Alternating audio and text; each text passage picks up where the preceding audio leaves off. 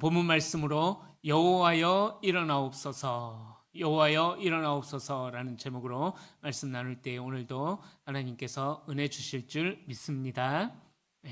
우리 한번 또 인사하고 말씀 나눌까요? 하나님께서 우리의 편이 되어 주십니다. 아멘, 아멘. 이 사실이 우리에게 큰 위로가 될 줄로 믿습니다. 세상 그 어느 것이 우리의 편이 된다 한들 사라지면은 우리의 소망도 사라지는 것이죠. 그러나 변하지 않는 하나님, 또 영원한 하나님의 말씀이 우리에게 있기에 우리는 늘 승리하는 삶을 살아갈 수 있을 줄로 믿습니다. 그런데 우리의 신앙생활에서 힘든 부분들이 있어요. 하나님이 우리의 편이 되어 주시지만은 때로는 우리의 연약한 믿음으로 인하여서, 우리에게 주어지는 환경으로 인하여서 정말 하나님이 내 편이실까? 이런 의심이 들 때도 있다라는 것입니다. 어찌 보면 신앙생활에서 가장 힘든 것이 우리의 믿음의 대상이신 하나님의 부재를 느끼는 그 순간들. 하나님이 계시는 것은 우리가 알아요. 그죠? 알지만은 때로는 정말 하나님이 내 편이시라면은 어떻게 이런 일들이 일어날까라는 그런 생각이 들기 시작하면은요, 우리는 걷잡을 수 없는 회의감에 빠져들게 된다라는 것입니다. 우리가 하나님의 존재에 대하여서 불신하는 건 아니에요. 그죠? 하나님의 존재에 대해서 불신하는 건 아닌데, 성경에서는 하나님은 졸지도 않으시고 주무시지도 않으시는데 도대체 하나님은 조시는 건지 주무시는 건지, 왜 아무런 반응도 없으신지, 그런 생각이 들 때면은 그런 생각이 들기 시작하면은 우리가 걷잡을 수 없는 회의에 빠져들게 된다라는 거죠. 제가 총각 시절 때 한 달에 한 3일씩은 꼭 이제 기도원에 그렇게 올라가면서 기도했었던 적이 있었는데, 주암산에 올라갔어요. 어느 날 주암산에 눈이 너무 많이 내리는 거예요.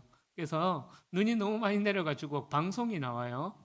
지금 눈이 너무 많이 내려가지고 올라오는 길에 미끄러워서 못 올라온다고. 그래서 거기에 경사로에 눈을 쓸고 있는데 직원들로는 부족하다고. 그래 기도 오신 분들 여력이 있으시다면 같이 내려오셔서 같이 눈 좀 쓸어주시면 감사하겠다고. 총각 되니까 힘이 있잖아요. 그래서 가서 열심히 쓸고 있습니다. 열심히 쓸고 있는데 살짝 눈이 그치는가 했더니 다 쓸고 올라갈 때 서서히 다시 그 힘든 오르막을 올라가고 있는데 눈이 또 펄펄 또 내리기 시작하는 거예요. 그때 제가, 하나님 왜 이러십니까? 아예 처음부터 계속 내리시던가. 처음부터 계속 내리시면 안 쓸었지. 그치니까 쓸었지만 다 쓸고 내려오니까는 또 이렇게 눈을 펄펄 내리시냐고. 하나님 졸고 계시냐고. 좀 정신 좀 차리시라고. 왜 이러시냐고. 하여튼 그렇게 올라가면서 하나님 앞에 막 빗자루 휘두르면서 도대체 왜 이러시냐고 그렇게 하나님 앞에 막 따졌던 기억이 납니다. 제가 그냥 이 한편에 그냥 우스갯소리로 그렇게 드리는 이야기지만은요, 우리의 실제 삶에서 그런 상황을 만날 때가 있다라는 거죠. 그죠? 도대체 하나님이 정말 존재하는 건 믿어요. 그건 믿는데 그게 때로는 부재까지는 아니지만은 왠지 좀 찜찜무리하게 하여튼 그런 거 있잖아요. 그죠? 그런 하나님의 임재에 대한 의심이 들 때가 있는 것 같습니다. 하나님이 멀리 계셔도 계시긴 계시는데 너무 멀리 계시는 것만 같고, 그죠?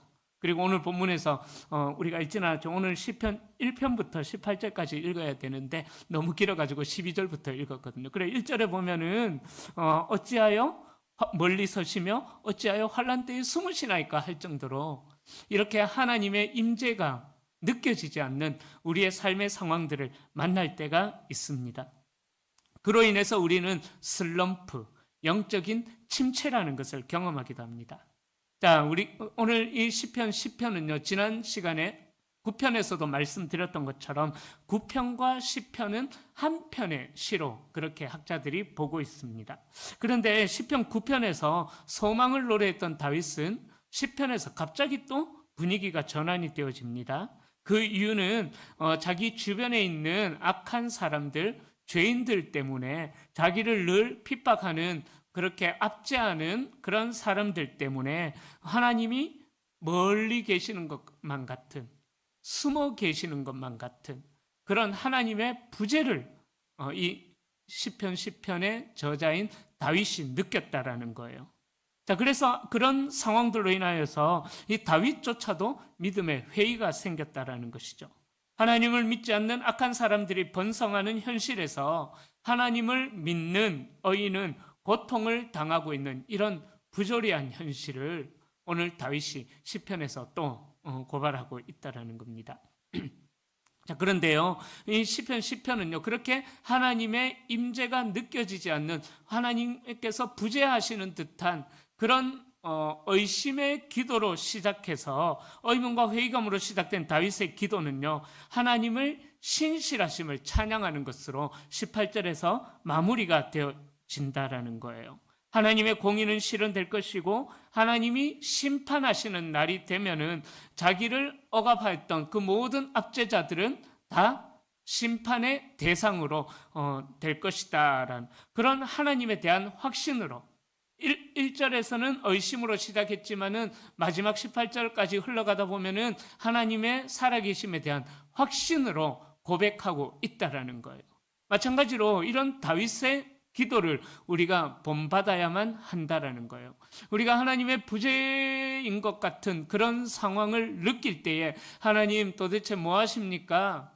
그렇게 기도해요. 근데 우리의 기도가 어디서 멈추냐면 하나님 앞에서 씩씩씩씩 막 되는 거 거기까지만 갔다가 그냥 가버린다라는 거예요. 그죠?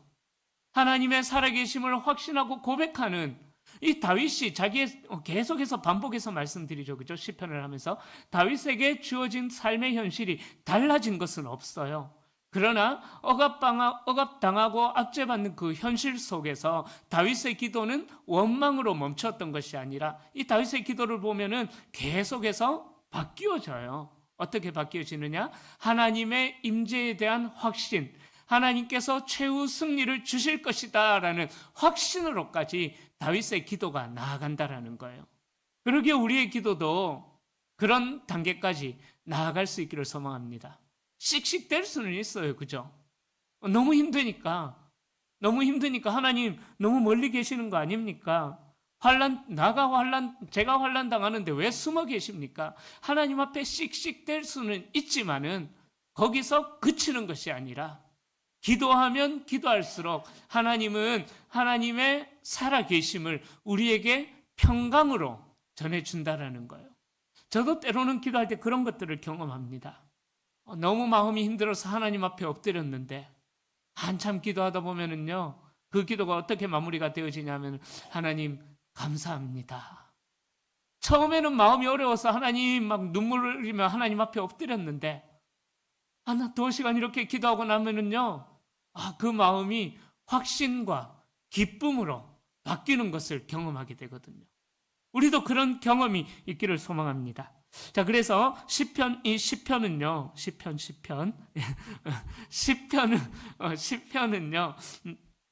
이 다윗이 어떻게 그런 확신을 가질 수가 있었는가? 그것을 우리에게 알려주고 있습니다.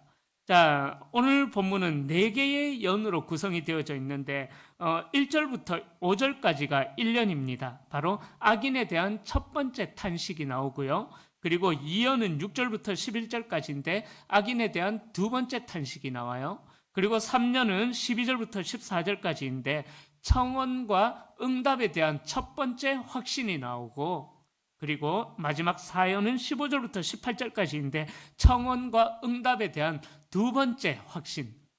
그러니까 이 시편은요, 악인에 대한 탄식으로 하나님 앞에 아뢰었다가 하나님의 응답에 대한 확신으로 마무리가 되어지는 차원 높은 기도다라는 것입니다. 자, 이 기도를 통해서 우리가 깨달을 수 있는 것이 뭐냐? 첫 번째로요, 성도라고 해도요, 우리가 아무리 믿음이 신실한 사람이라고 해도요, 신앙적인 의문과 회의감에 빠질 수도 있다라는 사실을 우리는 인정해야 되셔요. 엘리야나 또 그 위대한 믿음의 사도였던 바울도 자기에게 주어진 그 어려운 환경들로 인하여서 마음이 낙심돼서 엘리야 같은 경우에는 어떻게 합니까? 로뎀 나무 아래서 하나님, 제가 뭐 할 일은 다 한 것 같습니다. 고마 저를 죽여주시옵소서. 고마 데려가 부소 하면서 하나님 앞에 그렇게 탄식하며 기도하는 회의감에 빠지기도 하지 않습니까? 또 바울도 또한 그랬습니다. 자기가 감옥에 있을 때에 몸의 연약함으로 인하여서 너무 힘들어 할 때에 그때 하나님 앞에 회의감에 빠져들어가지고 그렇게 하나님 앞에 기도했던 순간도 있거든요. 여러분, 우리가 그 사실을 부인해서는 안 돼요. 우리가 아무리 믿음이 좋다고 할지라도 우리는 때로는 우리의 믿음과 상관없이 회의감에 빠질 수도 있고 또 의문이 들 때도 있다라는 것입니다. 그래서 다윗은 말씀드렸던 것처럼 의문과 회의로 기도를 시작하죠. 1절에서는 두 번이나 어찌하여라는 하나님을 향하여서 하나님 어찌하여라고 그렇게 그의 믿음이 흔들리고 있음을 두 번이나 반복하면서 보여주고 있습니다. 1절에서는 침묵하시는 하나님을 향해서 다윗은 어찌하여 멀리 서시며 또 어찌하여 환난 때에 숨으시나이까. 다윗이 1절에서 그렇게 하나님의 부재가 느껴짐을 고백하고 있습니다. 자, 이 다윗이 왜 의문과 회의가 생겼을까? 그것은 악한 사람들의 행동과 그 악한 사람들이 더 잘 되어지는 그 건재함을 보면서 다윗은 그런 의문과 회의감이 들었다라는 거예요. 악인의 악한 말과 행동은 의로운 사람들을 괴롭힐 뿐만 아니라 하나님을 또 대적하기도 하는 그런 모습이 있습니다. 3절에 보면은 그 악한 사람들의 모습이 나오죠. 악인들은 그들의 욕심을 숨기지 않고 오히려 자랑해요.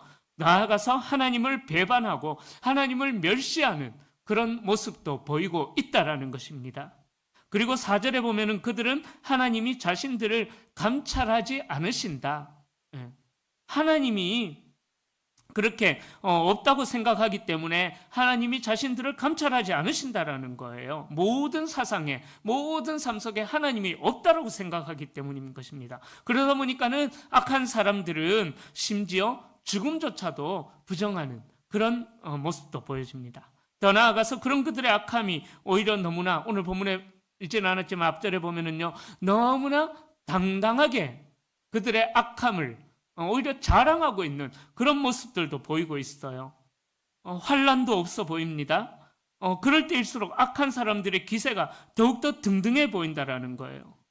시인을 포함하여서 우리가 보통 가지고 있는 생각들은 어떤 생각들이냐면은 의인들은 넘어지지 않아야 돼요. 그죠? 오히려 악인들이 넘어지고 걸리고 자빠지고 그래야 됩니다. 지난 우리가 주일에 보셨던 것처럼 악인들은 스스로 파놓은 구덩이에 결국은 빠지게 되는, 자기가 파놓은 구덩이에 빠지게 되는 결말로 마무리하게 되지만, 그러나 우리는 우리의 인생의 결말을 알지 못하기 때문에 아직은 이 고난의 순간을 지나고 있는 중이기 때문에 악한 사람들의 결말을 몰라요. 자, 그러다 보니까는 악한 자들이 요동하지 않는 모습, 흔들리지 않고 더 굳건하게 세워져 가는 듯한 모습을 보면서 영적인 흔들림도 우리는 경험하게 된다는 것입니다. 그런데요, 그런 상황 속에서 우리가 알아야 할 것은 이런 악한 사람들의 모습이 바로 하나님을 향한 불신앙의 본질적인 모습이다라는 것을 우리는 알아야 합니다. 4절과 5절을 보면 그들은 하나님을 구하지도 않고 모든 사상에서 아까 전에 말씀드렸죠, 하나님을 인정하지 않아요. 그리고 7절에 보면은요, 이들은 입에 독을 품고 있는 자들이고, 8절에 보면은 잠복해 있는 악당이고, 또 9절에 보면은 굶주린 사자고, 10절에 보면은 그물로 잡는 사냥꾼으로 악한 사람들이 그렇게 묘사가 되어지고 있습니다. 이 다윗은 자신의 마음속에 있었던 악한 사람들이 이런 자들이다라고 표현을 하고 있는 것이죠. 특별히 7절에 보면은 저주와 거짓과 포악이 충만하여라고 했는데 이 표현은요, 히브리 문학에서 사용하는 점층법 중에 하나예요. 저주와 거짓과 포악이 충만해, 점점 더 커지는 악한 사람들의 악한 모습들을 그렇게 점층법으로 표현하고 있는 것입니다. 이는 악한 사람들은 악을 계속 행하면서 전혀 죄의식도 느끼지 못한 채 더욱더 악해지고 있다라는 것을 의미하는 것입니다. 그러기에 이런 악한 사람들의 본질을 우리가 마주하면서, 의로운 사람들이 마주하면서 살아가고 있기 때문에 우리가 그 악한 사람들을 보면서 하나님이 멀리 계십니까? 하나님 왜 숨어 계십니까? 이런 의문과 회의감에 빠져들게 된다는 것입니다. 우리를 환난에서 즉시 건져주지 않으시는 듯한 생각이 들기도 합니다. 또 실제로 더 나아가서 그 환난에 빠져서 허우적거리는 우리를 하나님께서 멀리 서서 그냥 지켜보시는 것만 같은 그런 생각이 들 때도 있다라는 거예요. 자, 그렇게 세상 속에서 악한 자들의 행동과 형통을 볼 때 성도도 종종 신앙적인 의문과 회의에 빠질 수도 있다. 우리가 신앙적인 의문과 회의에 빠지는 것이 죄로 여러분들 생각하면 안 되십니다. 충분히 우리는 그런 연약함들이 우리에게 있기 때문에 그런 회의감에 빠질 수도 있다, 위기를 경험할 수도 있다라는 사실을 우리는 받아들여야 된다라는 거예요. 그러나 그런 회의감이 들 때 우리가 알아야 될 것이 있다라는 것입니다. 하나님을 믿는 우리에게서 불신앙의 행동이 나타나고 있는 것은 아닌지 회의감에 빠질 수는 있어요. 그죠? 그러나 그 회의감에 빠져서 자기 자신을 너무 자책하면서 막 자해할 정도로 자책하면서 하나님을 향한 원망과 불신앙의 태도를 보이고 있지는 않는지 우리는 우리의 모습을 돌아보셔야 한다는 것입니다. 자, 그래서 하나님께서는 큰 경륜 가운데, 큰 하나님의 뜻 가운데 우리의 삶을 이끌어 가셔요. 근데 우리는 그 하나님의 큰 뜻 안에 일부를 우리가 지금 지나고 있거든요. 그러니까는 아직은 하나님의 큰 경륜이 최후 지점에 갔어야지만 돌아보면서 하나님이 내 삶 가운데 이렇게 행하셨군요 라는 것을 알 수가 있기 때문에 지금 현재를, 큰 경륜석의 현재를 지나가고 있는 우리는 알 수가 없다라는 것입니다. 그러기에 그러한 의문과 회의감이 들 때 하나님께서 우리에게 원하시는 것, 믿음의 인내를 하나님께서는 우리에게 원하신다라는 거예요. 자, 그 믿음의 인내가 있을 때 어떻게 되느냐? 두 번째로요, 신앙적 의문과 회의가 확신으로 바뀌어진다라는 거예요. 그 인내하는 믿음이 우리에게 있을 때에 어떻게 된다고요? 의문과 회의감이 확신으로 바뀌어지는 은혜를 경험하게 된다라는 것입니다. 자, 악한 자는 연약한 사람들을 계속해서 고통을 가하면서 더 자기들의 이익을 챙기죠. 그러나 다윗은 이런 세상 속에서 일반적인 세상의 방법들을 동원하면서 세상의 악에 맞서지를 않습니다. 그는 자신의 고통을 악한 사람들을 향하여서 널어놓는 것이 아니라 자기가 처하고 있는 삶의 현실의 고통을 어디로 가져가느냐? 잘 아시죠? 어디로 가져갈까요? 하나님께로 가져간다라는 거예요. 이것이 다윗과 우리의 차이점이 아닐까 생각해 봅니다. 우리는 누군가가 우리에게 피해를 끼치고 그로 인해서 억울한 일이다, 내가 억울하다 생각이 되었을 때에 당장 자리를 벅차고 일어나가지고 그 사람을 향하여서 달려가는 그런 모습들이 있지 않습니까? 그죠? 그러나 다윗은 그러지를 않았다라는 거예요. 자신의 억울함을 하나님께서 아시기에 악인과 맞서 싸우는 것이 아니라 자신의 고통을 하나님께 들고 나아가서 자기가 겪고 있는 악인으로부터 겪고 있는 악을 갚아주시도록 하나님께 기도하고 있다라는 것입니다. 그래서 이 시편을 자세히 시편, 발음이 자꾸 꼬인다, 그죠? 그래서 이 시편 10편을 자세히 살펴보면 놀랍게도 1절에서 이야기한 신앙적 의문과 회의가 16절부터 확신으로 바뀌어지는 것을 경험하게 됩니다. 이 시인은 하나님이 불경건한 이방 나라들을 멸망시키는 영원한 왕이시다라고 그렇게 고백을 하죠. 그리고 17절에서 하나님은 겸손한 자의 소원과 그 마음에 기도를 들으시는 분이다. 예, 그렇게 또 그죠? 준비하시며 귀를 기울여 들으시고, 그죠? 우리가 부르는 찬양 중에 그런 찬양이 있어요. 오늘 오전에도 불렀었죠. 하나님, 불렀었네. 금요일날 불렀나? 제가 헷갈리네. 하나님 사랑의 눈으로 너를 어느 때나 바라보시고, 하나님 인자한 귀로서 언제나 너에게 기울이시니. 우리가 그렇게 찬양하잖아요. 그죠? 근데 정말 그럴까요? 하나님이 언제나 우리의 기도에 귀를 기울이실까요? 할렐루야! 저보다 믿음이 좋습니다. 저는 때로는 하나님 앞에 그런 생각이 들어요. 하나님 정말 귀 기울이, 너의 작은 신음에도 응답하시니. 와, 죽겠습니다 해도 하나님 별 반응 안 보이는데, 그죠? 작은 신음에도 응답하시는 하나님?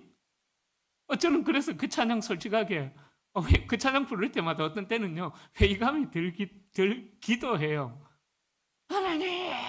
해도, 뭐 얼마나 멀리 떨어져 계시는지 반응도 없고, 그죠? 대답도 없으시고. 근데, 너의 작은 신음에도 응답하시니. 그죠? 그죠?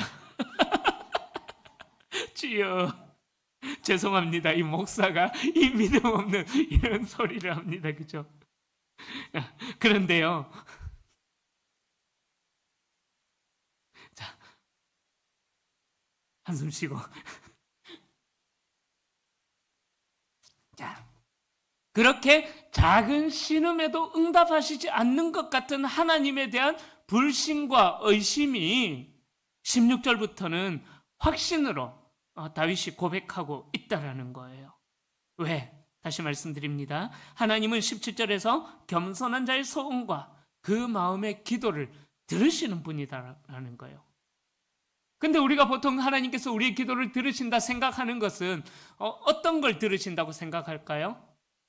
응답이 이루어져야지만 하나님이 내 기도를 들으셨구나 라고 생각하잖아요. 그죠? 근데 하나님의 입장에서는 그게 아니라는 거예요. 하나님께서는 어인들이 받는 고통의 눈물을 다 하나님의 눈물병에 담아두고 계신다라고 시편 다른 곳에서도 또 말씀하거든요. 그러니까 그 고통이, 그 인내가, 그 믿음의 훈련, 연단이 찼을 때에 하나님께서는 우리의 모든 상황을 바꾸셔서 다윗과 같은 역전시키시는 그 은혜를 누리게 하신다라는 것입니다. 그러게 여러분들, 우리가 첫 번째 신앙적인 의문과 회의에 빠질 수도 있지만, 그러나 그런 상태에 계속 머물면서 점점 더 영적인 심한 침체 상태로 빠져들어가서는 안 된다라는 거예요. 그렇게 빠져 있는 상태라면은 더 하나님 앞에 나와서 기도하고 부르짖어야 된다라는 거예요.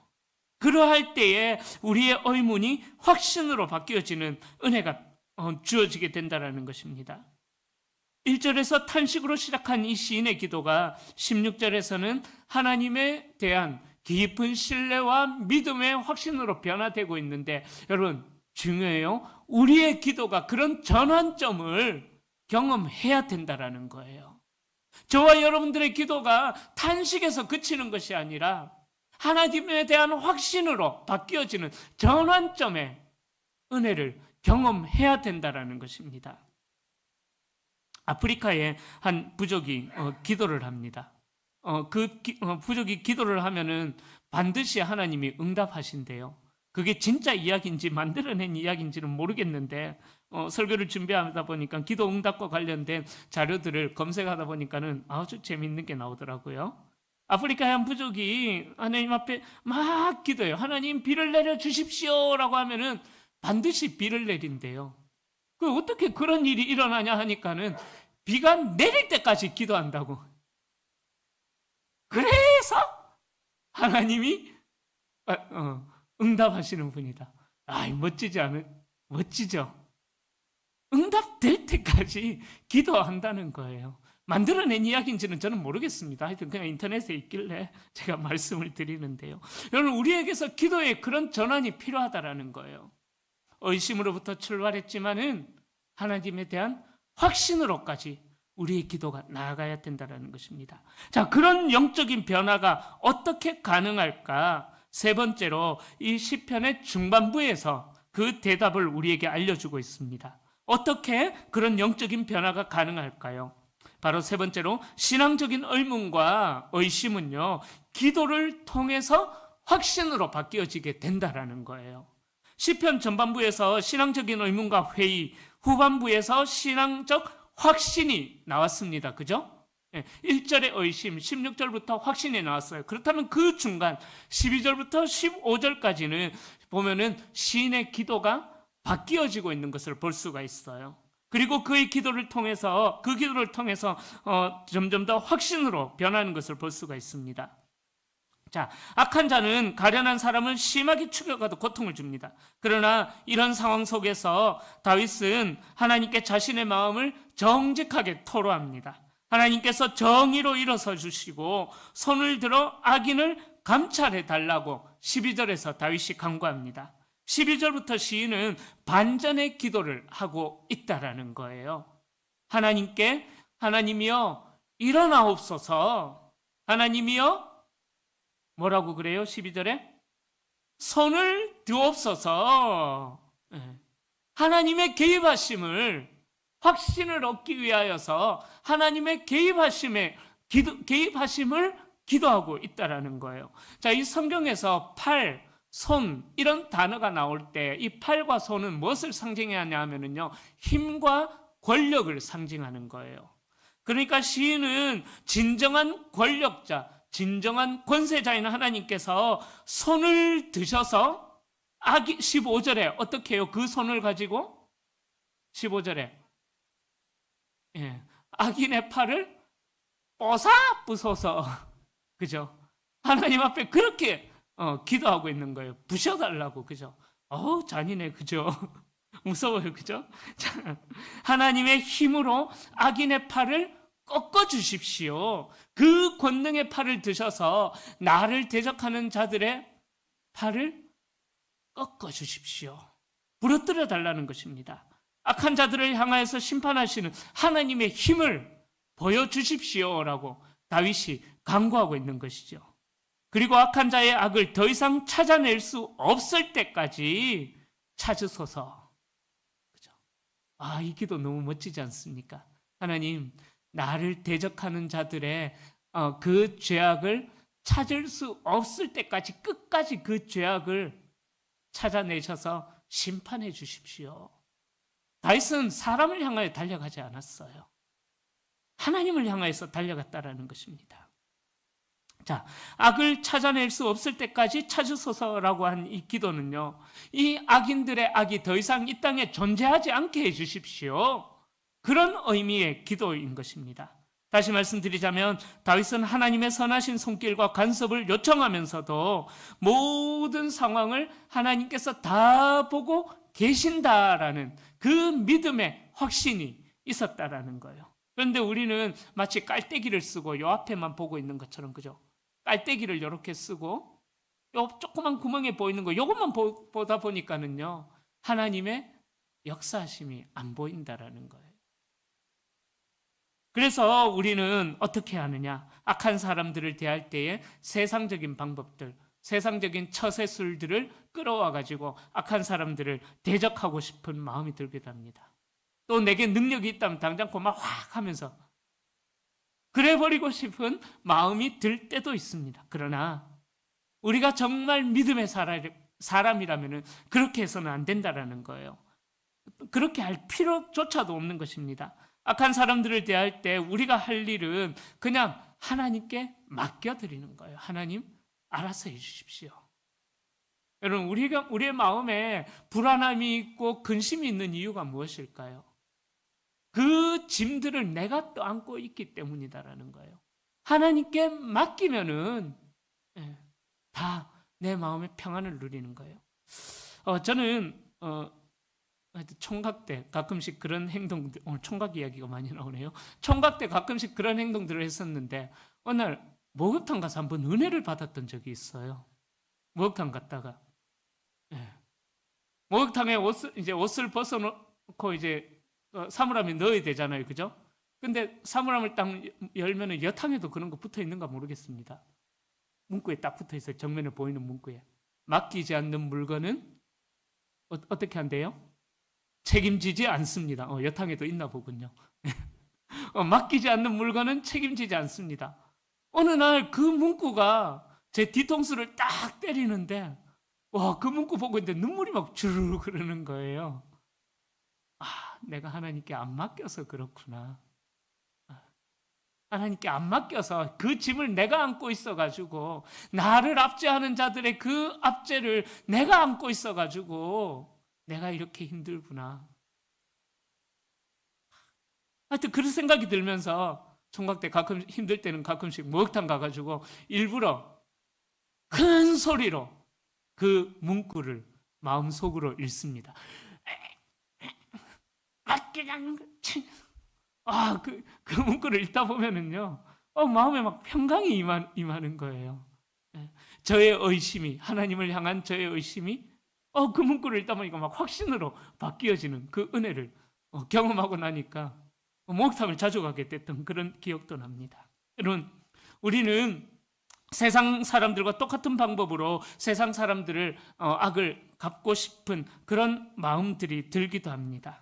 그러나 우리가 성도라면 악한 사람들로 인하여서 신앙적인 의문과 회의가 들 때에 우리가 해야 할 것은 정직한, 하나님 앞에 정직한 기도가 우리에게 필요한 것입니다.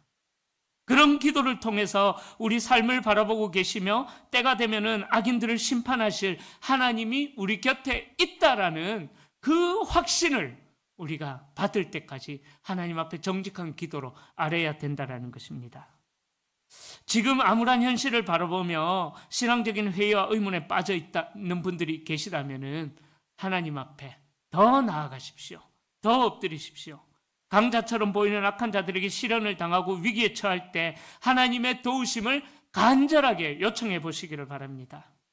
여러분들의 아픈 상처를 아뢰고 기도해 보십시오. 그때 하나님께서는 여러분들의 마음에 있는 의심과 하나님의 부재에 대한 두려움을 강한 확신으로 바꿔주신다라는 것입니다. 이제 말씀을 정리합니다. 자, 다시 후반으로 돌아가서 다윗은 오늘 시편 10편을 감사의 기도로 끝을 맺습니다. 기도를 통해서 하나님의 성품에 대해서 확신하게 되었기 때문에 감사하는 거예요. 그래서 16절에 보면은 다시 보면은 하나님을 영원토록 왕으로 좌정하시며 통치하시고, 또 17절에 보면은 악인들을 반드시 멸망시키시는 분이시고 겸손한 자들과 고아와 압박당하는 자들을 보호하시고 도우시는 하나님이시다라는 것을 감사함으로 고백하는 거죠. 그리고 18절에서 하나님은 결국에 악을 멸하시며 성도를 구원해 내시는 분이시다라는 그 감사의 고백을 다윗이 하고 있다라는 것입니다. 여러분, 우리는 죄악된 세상 속에서 살아가고 있습니다. 이 죄악된 세상 속에서 우리가 살아가는 믿음의 한 가지 원리가 있습니다. 그것은 하박국 선지자가 우리에게 제안했어요. 보여줬어요. 오직 의인은 믿음으로 말미암아 살리라. 아멘. 이 확신이, 이 고백이 저와 여러분들의 고백이 될 수 있기를 축복합니다. 우리의 기도를 들으시고 악한 자들의 교만과 죄악을 산산히 깨뜨리실 하나님께서 모든 우리의 고난을 지켜보고 계십니다. 그리고 마지막 날이 되면은, 하나님의 때가 되면은 반드시 악한 자들을 심판하시고 우리를 높여주실 것입니다. 그러기에 공의의 하나님을 믿음으로 바라보시고 살아계신 하나님 전전에서 소망을 노래하며 날마다 살아가는 우리 모든 행복한 성도님들이 되시기를 주님의 이름으로 축원합니다.